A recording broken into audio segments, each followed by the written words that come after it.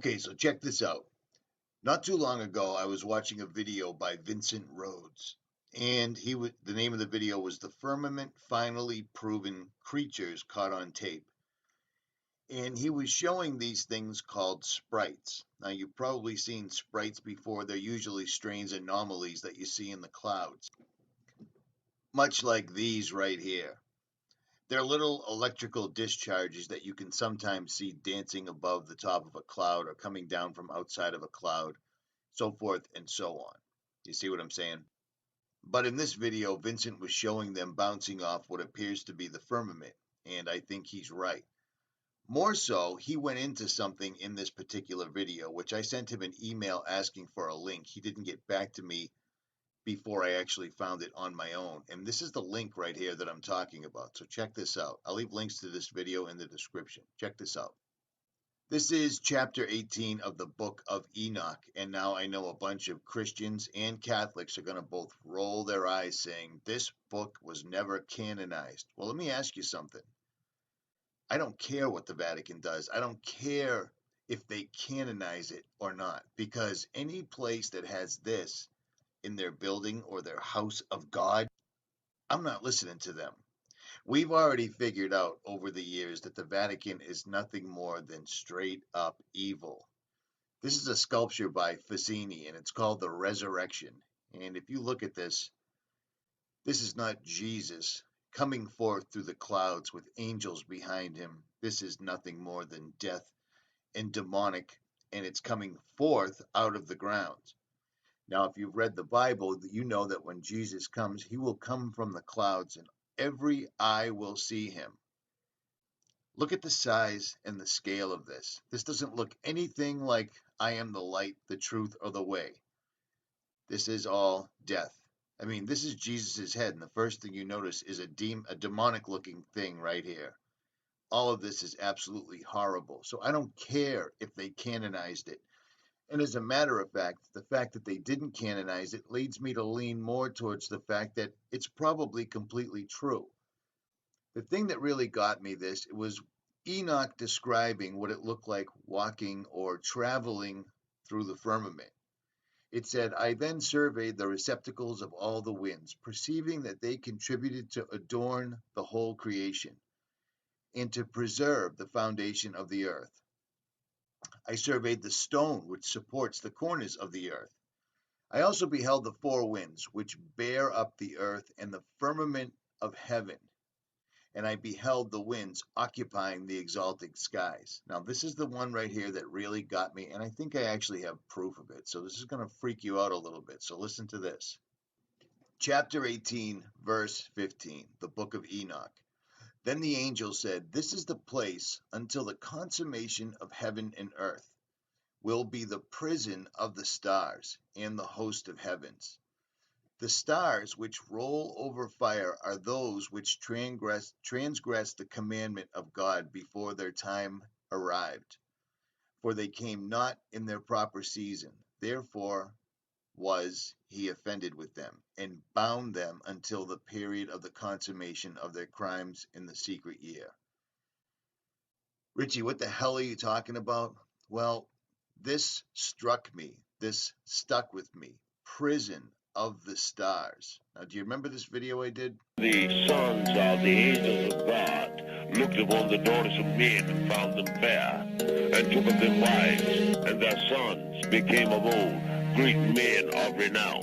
So they have been mixing with us on a genetic level since the time of Enoch and Ezekiel's will. Here on earth we're intrigued by the sun, moon, and stars, and imagine there's got to be planets like ours. Some conceive of a face on the surface of Mars, so in need of a meaning and purpose we've lost. That indeed they believe that these might be our gods, or that maybe with time we'll do right and evolve and eventually reach what they seek and then solve all the problems of man. But they really don't know that they fall in the works of our hands, all but just filthy rags. So we travel the lands to dig up our past. Time elapses, and with it are much of the facts. Some imagine that gods came in alien crafts. They react in this way, they're so desperate for meaning and purpose. But satanic servants, they know this, they have evil motives. Am I making you nervous? I'm just scratching the surface. Signs from the Ezekiel's wheel. When the skies unfold like scrolls and the breaking of seals, heed the warning. The message is clear, heed the warning.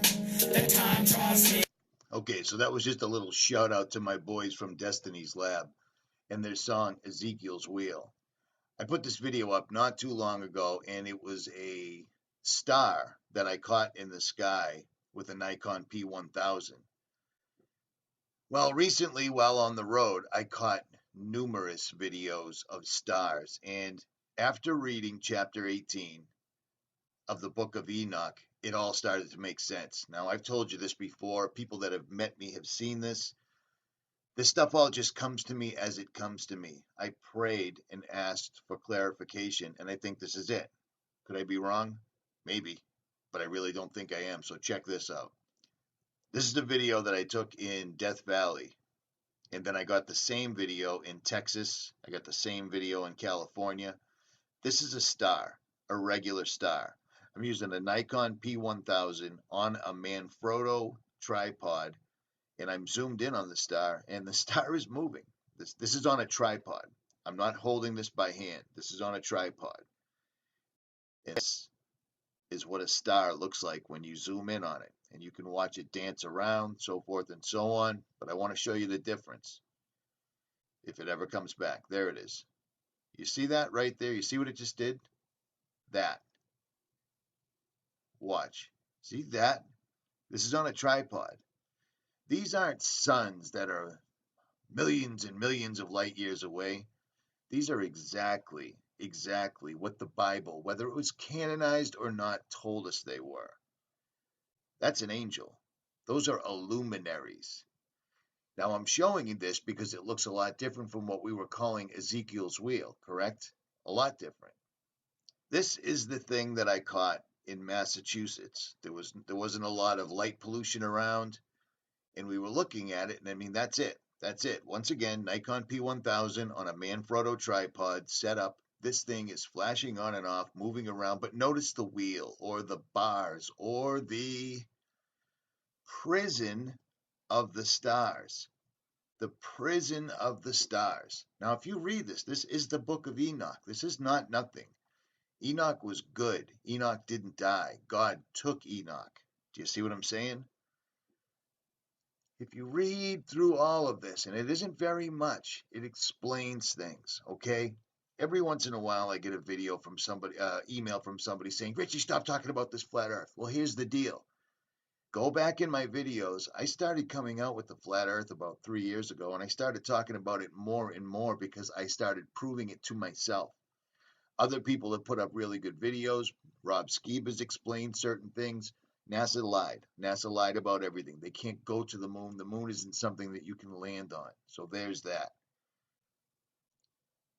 We're not on an Earth that's going 1,000 miles and 66,000 miles and going through the Milky Way at 250,000 miles away, so forth and so on.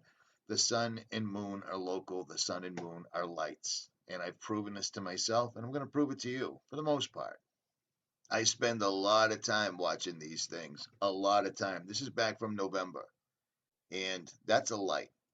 This is a light because the way they explained to us the other day about the blood wolf moon and the eclipse and so forth and so on. Well, here's the deal. Using a little bit of common sense, you can tell that if you're staring at a fully illuminated moon in the sky to the east at night and the sun has set behind you in the west, the earth is in the way. So every single night we should have an eclipse or something to that effect, and we do not.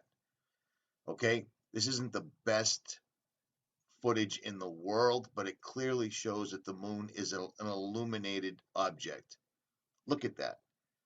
That is exactly what that looks like. It's a lit object. Do you see what I'm saying? On the fourth day of creation, God made two great lights, the greater light to rule the day, and the lesser light to rule the night. And he made the stars as well. God set these lights in the expanse of the sky to shine upon earth, to preside over the day and the night, and to separate the light from the darkness. And God saw that it was good. Well, I'm going to go with God on this one because God's pretty good at this. And with just a little bit of common sense, Get rid of the NASA nonsensical bullshit. Understand that right now, their main concern about censoring people on YouTube is 9/11 and the flat earth. There's a reason for that. Because I don't walk through my daily life and bump into people going, geez, Richie, don't you think the earth is flat? No, I don't hear it. I don't hear it. It's a tiny little minority. There's less of us awake people than there are gay people. And gay people, you'd think that half the world was gay. And you'd think that none of us were awake. And yet we're being banned and they're being pushed forth into the public imagination. There's your answer.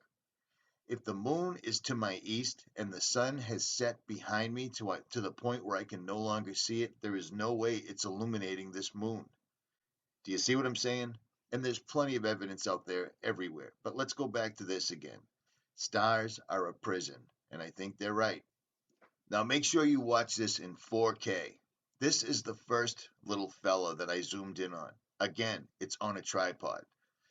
Look at this thing, moving all around, flashing on and off, but you notice that there's a huge difference between that and the other star that I believe these round wheel-looking things are the prison of the stars. I'm almost positive of it because look at the difference between this fella right here and then this fella. This fella is pure light. It's dancing around, but there's no bars, there's no obstructions, and basically you can point a P900 or a P1000 at basically any star in any constellation, and you'll see this. There are only certain stars that are like this. And here's another thing. The whole reason I even went down this truth, quote unquote, rabbit hole was because I started noticing strange, flashing stars in the sky that didn't used to be there. 51 years old, I've been doing this since I was 9 years old. I had to one day throw out all the NASA noise, all of it, because they proved time and again that it was all false. This is clearly, it's clearly not a sun, billions of light years away.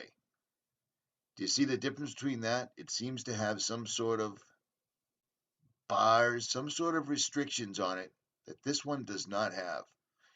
And the majority in the night sky are this little fella right here. These are the angels, the illuminaries looking down upon us. When the stars fall from heaven to earth, according to science, according to NASA, that just popped up about 50 years ago, a sun falling to earth, which because they call stars suns, a sun falling to earth would be catastrophic. These things falling to earth, well, it's happened before. Did you just see that thing take off? My camera's on a tripod. On a tripod. It's a trip. And I'm not the only one that's caught these whatsoever at all. What these little guys are, I cannot tell. But what these are, what we were originally calling Ezekiel's wheel, the prison of the stars.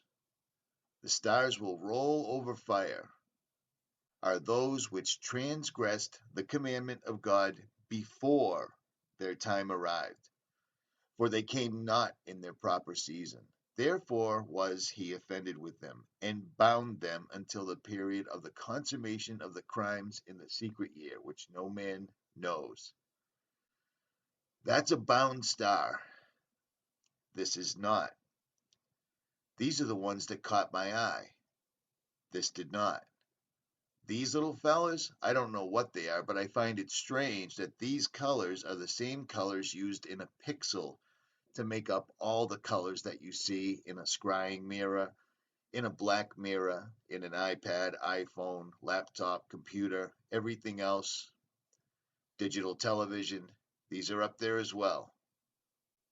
So we've got three categories. This one, in my opinion, this is the prison of the stars. This one, these are just happy little angels. Watch the movement. Look at that. Watch that one more time. Look at that on a tripod. I'm not touching it.